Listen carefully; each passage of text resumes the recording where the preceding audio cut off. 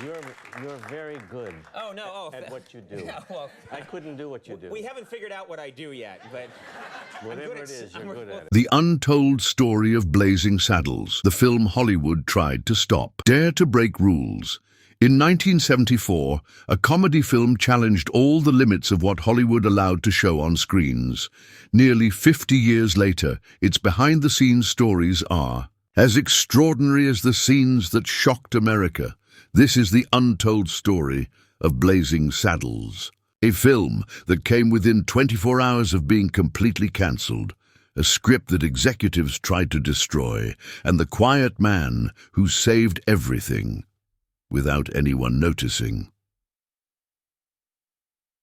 Today, I'll tell you what happened behind the scenes of this classic. Stories that will reveal how a masterpiece is born from chaos, how an actor can save an entire film with a simple yes, and how an idea whispered during a filming break became another cinematic masterpiece. If you're passionate about cinema, this is the story behind the story. And believe me, the fifth chapter might forever change the way you watch this film. The collapse on the first day of filming.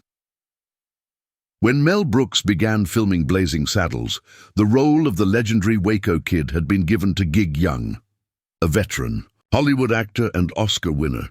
In theory, Young was the perfect choice. He had the reputation, the experience, and that tired look of an old gunslinger that the film needed. But when the cameras started rolling on the first day of filming, something disturbing happened. Gig Young began to sweat profusely.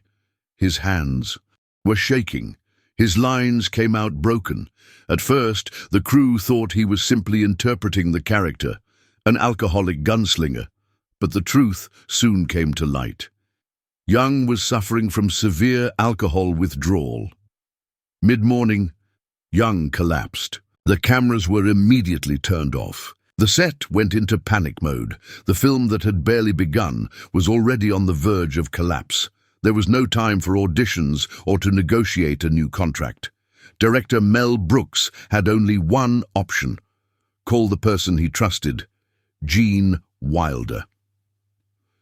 The call lasted only a few sentences. Wilder didn't ask about the script, the salary, or what the role was. He only said one phrase: "I'll come."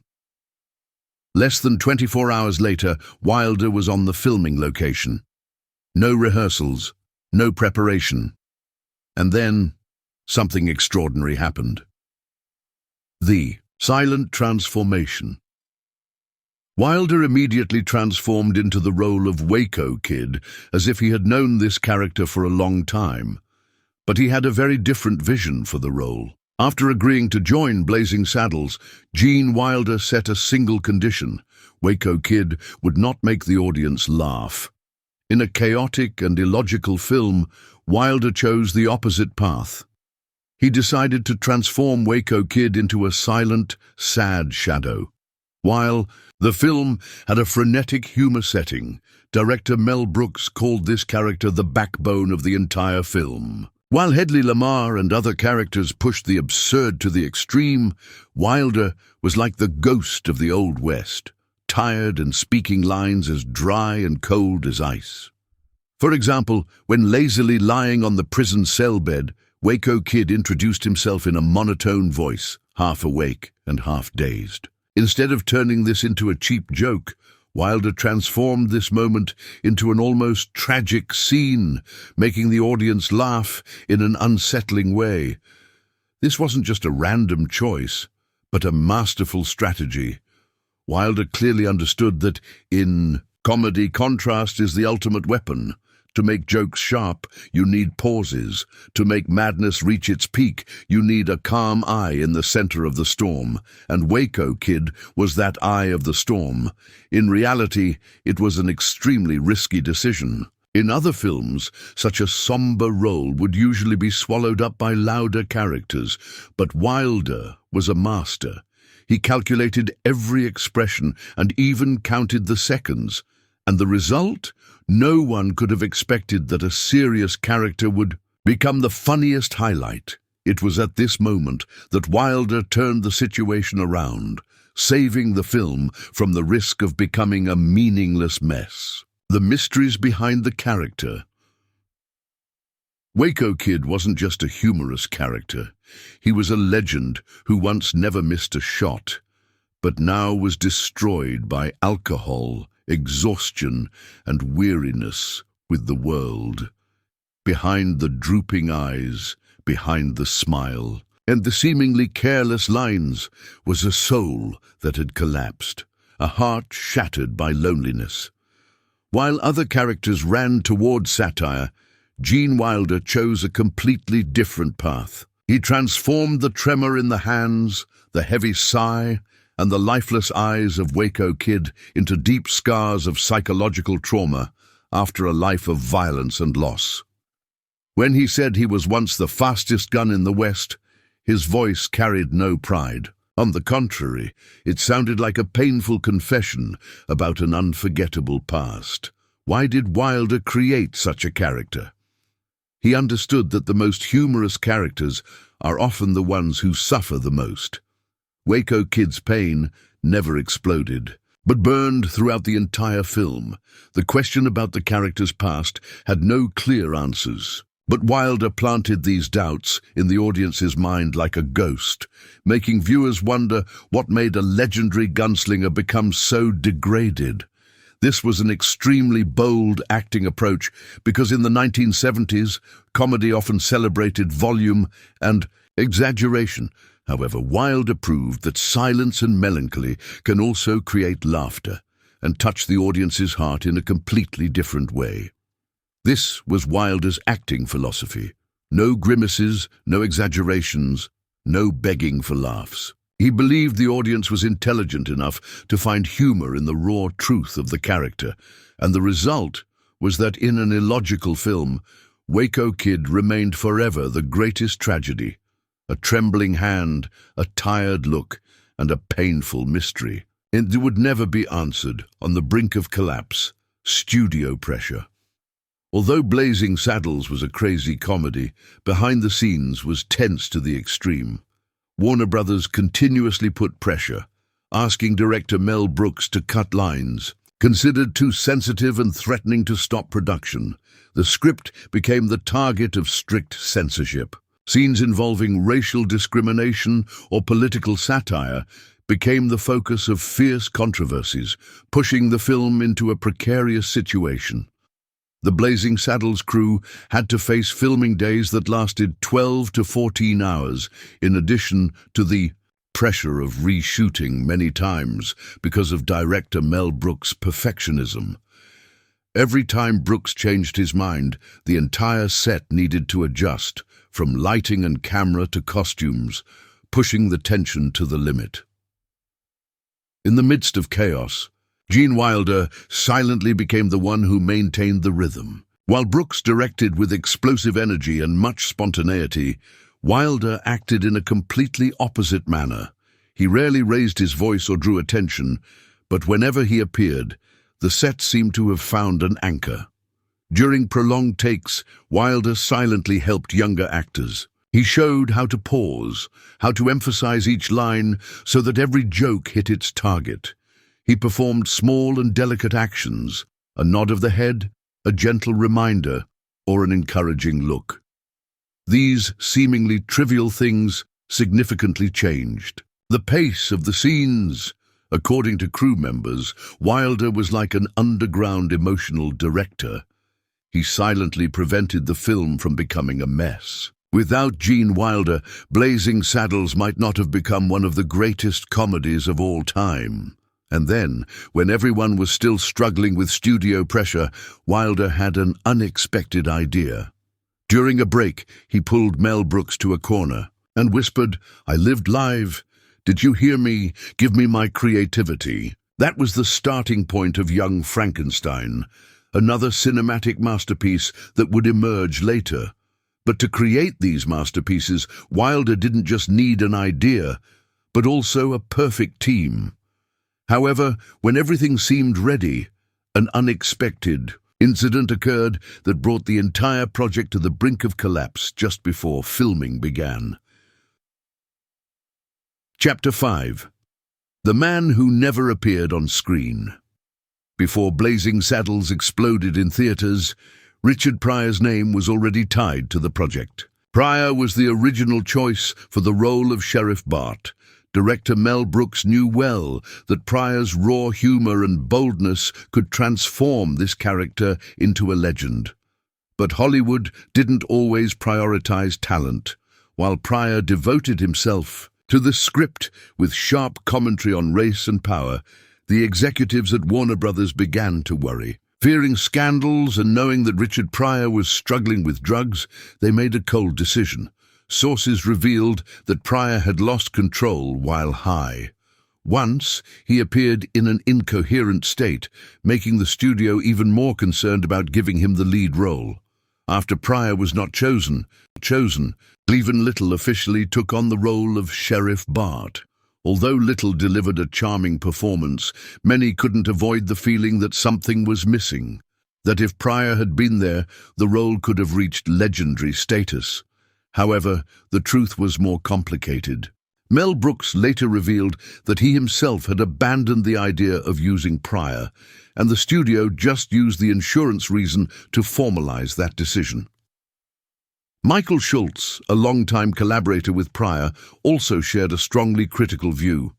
Richard wrote the script, and Mel Brooks kicked him out. Although removed from the screen, Richard Pryor's mark remained as an undeniable ghost. Each line, each satirical beat of Sheriff Bart was imbued with Pryor's nervousness and uncompromising style. Ironically, an actor can still shape an entire film without ever appearing in it. Pryor did exactly that.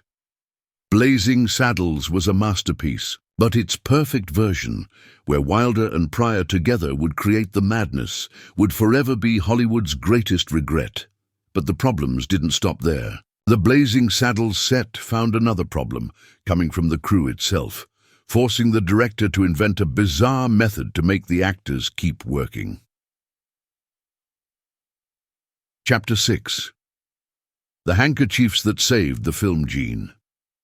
Wilder appeared in Blazing Saddles with a breathtaking calmness, but behind the cameras there was a storm of chaos.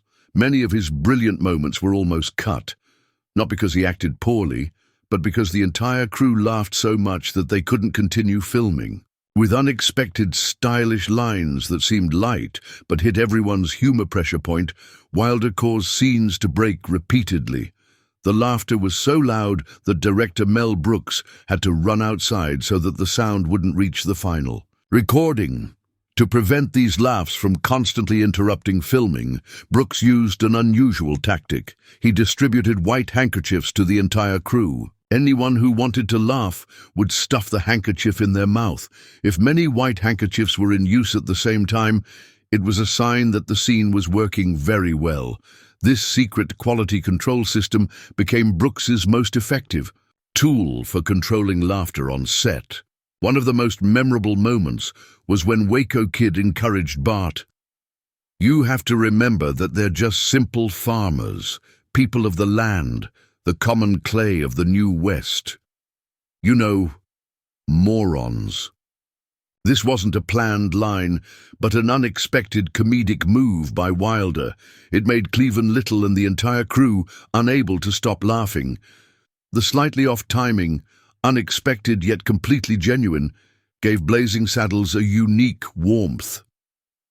Unfortunately, many other brilliant moments were never known to the audience. According to DVD commentary and film blogs, scenes that delved into the character's psychology, exploring the origin and pain of Waco Kid, were cut. The reason was to ensure that the film's pace stayed fast, not allowing quiet moments to break. The continuous comic atmosphere. This makes us think, if these scenes had been kept, how much deeper could the Waco Kid character have been? Would the film have slowed down, or would it have reached an emotional level that other comedies could hardly achieve? In a film full of noise, there were moments when you couldn't hear anything because the crew was having too much fun. But behind these endless explosions of laughter, Gene Wilder was quiet, fulfilling a serious mission, protecting the soul of the film with extreme measures that no one could have imagined. Chapter 7. The Fight for the Soul of the Film. When Warner Brothers began to panic because of the obscene lines and sharp satire about racial discrimination, a series of cutting requests were made. They wanted to blunt the edge of the film, but Wilder responded with a single word: never. He wasn't a director or producer, but stood by Mel Brooks as a companion from the beginning. His stance was clear. Don't back down, don't diminish. Don't let them take away the reason this film exists. In closed meetings, Wilder always encouraged Brooks to maintain the sharp and satirical tone, even when the studio implied they would withdraw support. He understood the risks but believed that comedy should dare to make the audience uncomfortable by exposing the dirty truth. Removing those sharp elements would leave the film as nothing more than an easy and forgettable comedy. When the studio requested erasing all racial slurs from the script or transforming the townspeople into naive characters, Wilder firmly opposed. His resistance was what made the studio waver. After the success of his previous films, Wilder's voice had considerable weight, enough to make executives hesitate. The determined look he gave Brooks became a solid anchor, reinforcing the director's vision. For Wilder, Blazing Saddles wasn't just a comedy, it was a declaration of war against the establishment. If the audience was shocked or offended, all the better, because comedy wasn't born to soothe, but to expose the hypocrisy of society, from police and politics to Hollywood itself. Would the film have maintained its rawness and intensity without Wilder? It's hard to say. Brooks had the vision, but it was Wilder who transformed that vision into an impregnable fortress. In a work that broke all the rules, Wilder fought a silent but equally fierce battle. He didn't shout, he stood firm. And thanks to him, Blazing Saddles survived intact to become one of the boldest comedies in American cinema history. And then, when everything seemed to be on track, an offhand remark from Wilder during a break unexpectedly ignited one of the greatest works in cinema history. Chapter 8. The Birth of an Idea. In the midst of the fiery chaos of Blazing Saddles, while everyone was still laughing, Gene Wilder quietly approached Mel Brooks. Without a script, without a grand presentation, he just blurted out a sentence between two takes. "Mel, what if Dr. Frankenstein's grandson wanted to deny the family legacy?" At first, it seemed like a casual joke, but that sentence was the spark. An unexpected idea that would become one of the greatest comedy masterpieces in history, Young Frankenstein. However, initially, Mel Brooks ignored the idea. He was exhausted and disturbed by the management of such a problematic project as Blazing Saddles. But Wilder didn't give up. He didn't shout or force the director. Instead, he silently wrote a draft, patiently nurturing the idea. One day when Brooks read the draft, he was stunned. The magical combination of satire, reverence, and vivid characters made Brooks immediately realize that this was no longer a small idea. It was pure gold. In just a few days, that casual observation on the set of Blazing Saddles transformed into a real project, and Young Frankenstein began to take shape. If it weren't for that casual moment, the world might never have known Young Frankenstein as it is today. For Mel Brooks, Wilder was no longer just an actor. He became a co-architect, shaping the soul and rhythm of the film. Just like his acting in Blazing Saddles, Wilder maintained his emotional restraint and truth as a secret weapon in a sea of laughter. It was this instinct that transformed him from someone acting under another person's vision to the one creating that vision. Epilogue. The legacy of Blazing Saddles. In 1974, director Mel Brooks's Western comedy film Blazing Saddles wasn't just a theatrical release. It invaded America's living rooms like a time bomb, breaking the golden rules that Hollywood had clung to for decades. With boldness and biting satire, the film left an undeniable cultural legacy, permanently changing the way we view the comedy. genre. Instead of avoiding sensitive issues, Blazing Saddles boldly placed the themes of racial discrimination, sexuality, and the hypocrisy of American society at the center of the story. The film didn't hesitate to use provocative words, dialogues, and images to create bitter laughter. This boldness sparked fierce debates, but at the same time opened the doors for later dark comedies and political and social satires. The film proved that laughter could be a sharp weapon of criticism, making viewers both laugh and confront uncomfortable truths and injustices. Blazing Saddles wasn't just a parody of the Western genre, but also a revolution in narrative structure.